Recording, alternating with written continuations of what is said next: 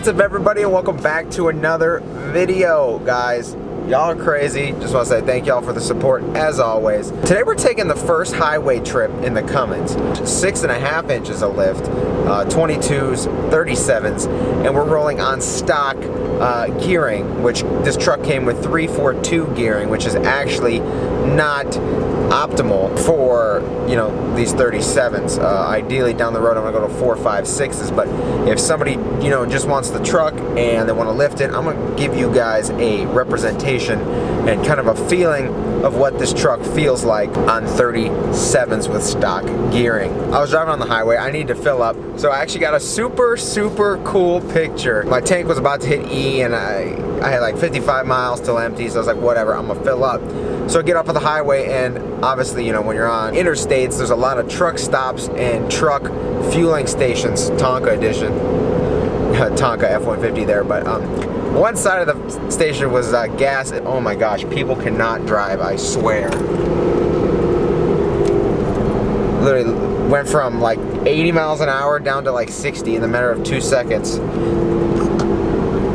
And you know, I gotta fuel up, and I go to the other side, and it's this huge thing, obviously, so semis fit in, but I was filling up this, I mean, not so small Cummins, but at the diesel like semi station, because that's the only place that had diesel. So that's funny. If you want to go check out that photo, go check it out on my Instagram. It's actually pretty cool. So it's over there at 67 Lime. Go check it out, and if you feel free to follow that account as well. You see a lot of photos and a lot of updates there as well. But we're driving up to Cleveland, 37's on the highway here, stock gearing. First of all, these Toyo MTs, super quiet. I mean, they sound like a mud tire, don't get me wrong, but super quiet. I mean, I enjoyed the ride.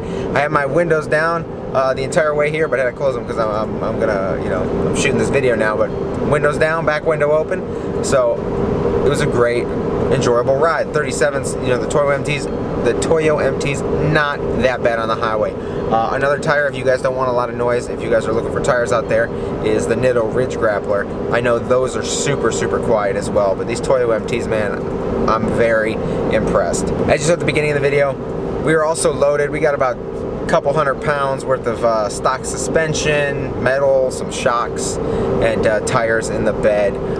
Just bringing it up here for storage. When we get to our destination, we're gonna unload all that crap and then head over to my buddy's house. But this truck rides like stock, especially, you know, I'll give it to the dual steering stabilizers. If you guys want those on your truck, highly recommended. Truck rides amazing, even in windy conditions. I mean, this truck is not short. I mean, we are up there, and you know, even catching wind drifts and stuff, this truck rides like stock height. It feels good. I love it.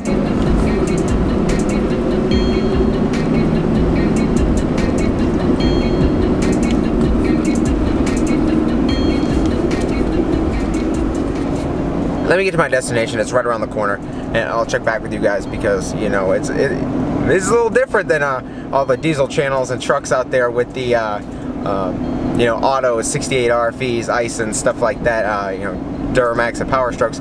I can't really vlog and film while driving because I need to shift constantly. So let me get to my destination. I'll check back with you guys, and we'll unload this bed. Okay, guys, so we made it here. We're gonna unload the truck real quick, and man, does she look good. I mean, guys, this truck is huge. I wish you guys could see it in person, because cameras, pictures, and like Instagram doesn't do it justice of how big and awesome this truck is. I'm actually heading over to my buddy's house, so I might see if I can get a reaction out of him, because he hasn't seen the truck before. Because, you know, he's been up in Cleveland and I've been in Columbus, so he hasn't seen it before. So I might get a reaction out of him.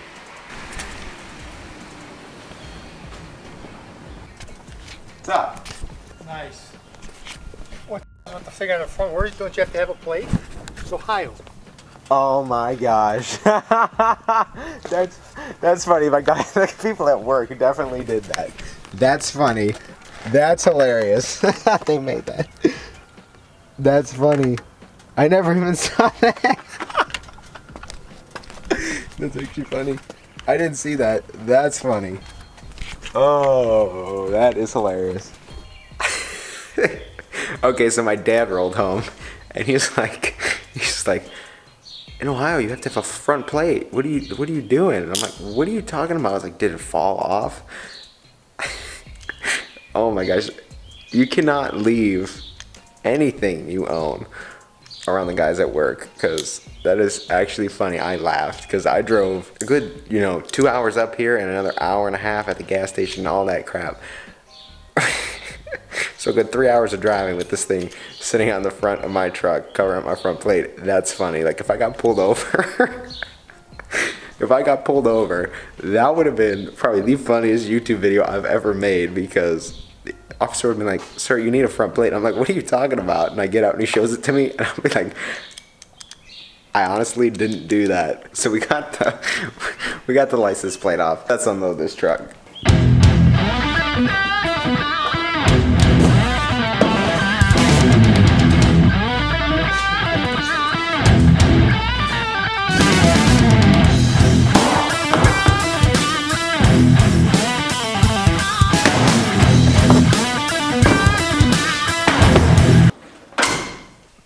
All you guys saying she's a mall crawler. She won't haul stuff, won't tow stuff. Oh, we're so wrong. I got one load out of her. I don't think it's time to retire.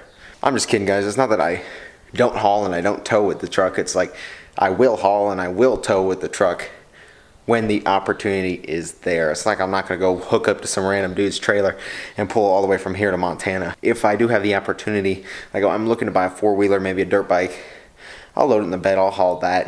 Someone needs a trailer pulled, I'll pull it. That's what the trucks are made for. But I'm not saying that it's no longer going to be used as a truck. So I'm at my buddy Mike's house. This is the guy who I tinted his two-wheel drive regular cab a long time ago. He's on my channel, so let's see his reaction when he sees this truck.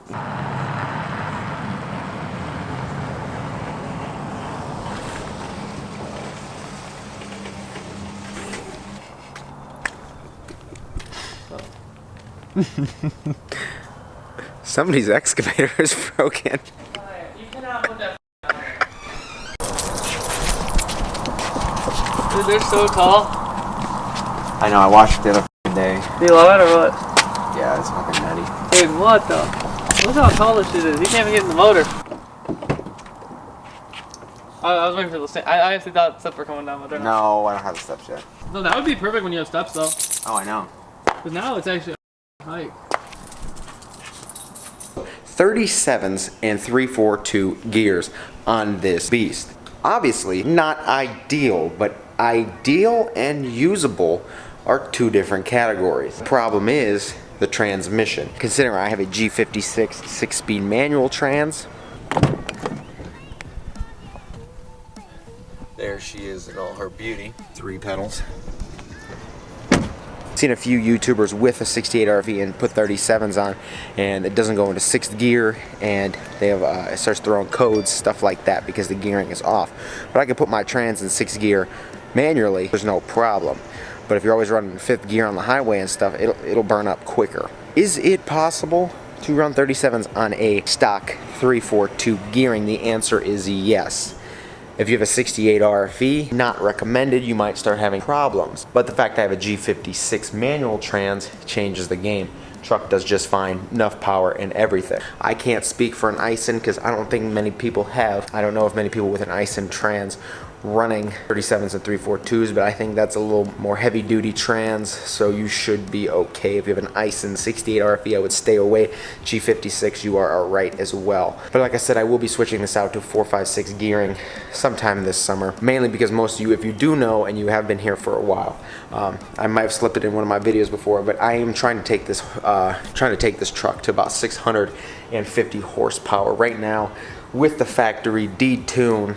Apparently it's like 320 or so. All the torque and power out of this engine will burn that clutch up like this. That's why I said once I tune this truck and delete it, I'm gonna need a clutch like ASAP. So that's why I was asking you guys in the last video. A lot of people commented back, seen equal both ways, but as of right now, I'm kind of sticking towards the South Bend dual disc. So that's what I'm aiming for. Don't be worried if you got 37's on your stock gearing. You should be okay for a while. Don't tune it and hot rod it. As soon as you tune it and you run 37's, your trans is gonna work harder. But if you're running stock engine, stock tuning, you should be just fine. Any transmission but 68 RFE. Be wary, be cautious. If you see a problem, get those gears swapped immediately. So hopefully this information helps some of you, if not all of you. If some of you are just tagging along for the content, I appreciate you guys as well. So I'll say thank you guys for watching. Videos are gonna start ripping here soon because the most expensive mod was done. Lift kit, wheels, and tires was a big chunk of change. All the other mods are relatively cheap compared to this. I got a lot of information and a lot of content for you guys. So if you haven't been here before and you enjoyed the content today, feel free to get down there and click subscribe for more videos on this 2017 Ram 2500 with the Cummins turbo diesel in Hills Green. Thank you guys for watching. Take care. If you haven't been here before, like I said, feel free to click subscribe. I'll see you guys in the next video. Peace. Peace.